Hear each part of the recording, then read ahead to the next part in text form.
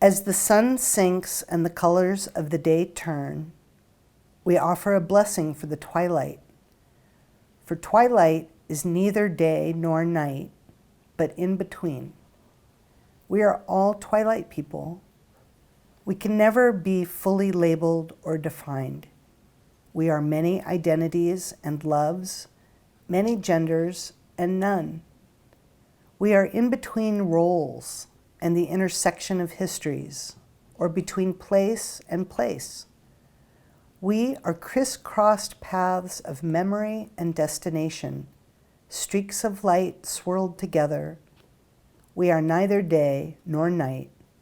We are both, neither, and all. This is written by a trans rabbi, the first trans rabbi in Jewish history.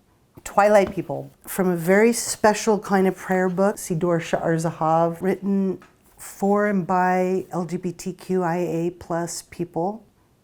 I'm Camille Shira Angel, that's my full name. My Hebrew name is Shira Bat Harav Kalman Vishulamit. So I come from a long line of rabbis. My father was the 8th generation to be a rabbi in his family. I came into my adult years really wanting to carry on the tradition in my family. I was attached to my dad. Like, I promised to him as a child I would be the best Jew I could be. That was like a deathbed promise that I made to my father when I was 12 years old. And I had no idea at the age of 12 that that would somehow be challenging as a lesbian. I didn't know that promise was going to be complicated by being a woman. Even though women were being ordained already starting in 1977, I didn't fully grasp what being determined to be the best Jew I could be would mean. As I started to come out to myself and come out to others, I began to question whether or not I would be able to even be ordained, study and be ordained, and then ordained, but then to what end would I be able to find a job? And when I was applying to become a rabbi, they administered a psychological exam called the MMPI, meant to weed out homosexuals and other sexual perverts from seminary.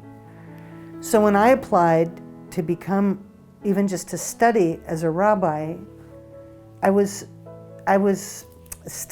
having to navigate a system set up to negate me. Within the first year of being in seminary, the whole movement of Reform Judaism and the college board at the seminary voted to put an ending to weeding us out, but rather we could bring our whole selves to seminary. I was in the first class where they admitted us openly, knowing that we were gay and lesbian. So in a way, like my whole rabbinate from the time I began as a student has been as an LGBTQ activist. I began to just show up as me and make all kinds of relationships with people as me, but without hiding that I was a lesbian. And if you wanted to know me, you needed to know this was part of who I was. And so you might wonder how a rabbi came to work at a Catholic university. I have this unique first opportunity to be rabbi in residence. It's really just a clever way I came up with naming what I thought I was doing here. I think of our campus as a home away from home, a residence, if you will. Every now and then I think, gosh, I should ditch the in residence so people will just know I'm the campus rabbi, because I'm not going anywhere, I hope. So the classes I teach here, right now there are 2 courses. One is called Queering Religion. In that class, I try to bring in a whole host of guests from different religious backgrounds. The second class is called Honoring Our LGBTQIA plus religious elders. I've come to I just love pairing undergraduates with older adults who have lived through and made history. The students in that class, they meet their elders over 12 weeks and interview them, and then put together a legacy video to help showcase the life work of the elder and help the elder to know that their stories are being transmitted beyond this generation. And it's been a really great time for this class because undergraduates, people 60 and older, it's been a isolating, difficult, lonely time through this pandemic. And I think both groups have looked forward to having this weekly reprieve of grandparent type age person, maybe, who can share with them history and wisdom of living through a pandemic, having done so already once in their lifetime. In Judaism, we're obligated to transmit our legacy to the next generation. Many people in the generation of 70s and 80-year-old LGBTQ people aren't raising children of their own. They don't have proximity to grandchildren in the way that heteronormative couples can often expect to. So you have a group of people who have to transmit their legacy, and then you have college students who, by and large, want to be well-informed and literate about LGBTQ history. And so it's very transforming to be the subject of the education that's never been provided until now. So now in my classroom, I have students who are encountering this neglected material and elders who in the classroom are imagining what their lives might have been like if 50, 60 years ago they had had such a class or such an opportunity. My students feel like they're purposeful in helping to become the caretakers of these stories, and I think the elders feel purposeful in being teachers. So those are the two classes I teach.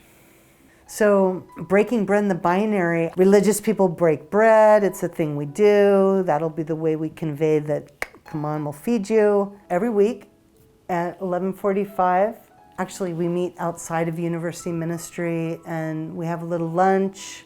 Some kind of bread is involved, like usually it's pita and hummus and some falafel. And then we go into the Romero room and usually have a 30 or 40 minute kind of edutainment, combination of raising our awareness about some issue that concerns us and thinking about how it impacts us. We might end with some kind of ritual moment. It feels good to have this regular place to drop into where we might meet someone new and definitely feel like we're building something with others we might not know as well.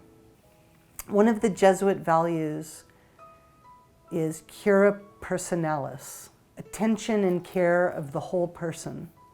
People who are self-identify as part of what we would call the sexual minorities are at higher risk of mental health challenges and suicidality.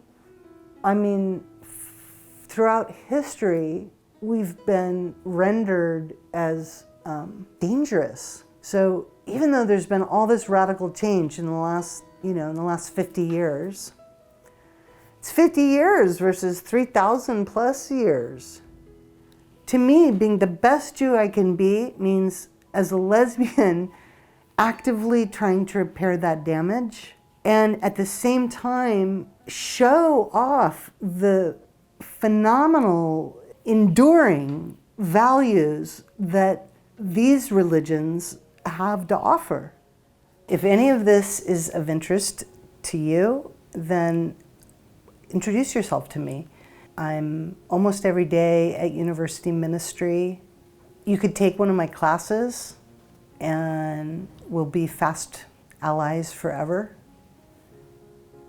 This is actually old Jewish wisdom found in the teachings of our ancestors called Pirkei Avot, where it urges people to not be alone, but to find someone to learn from and to accompany and to eat with and to play with. It's very explicit in the direction. And I would say that being human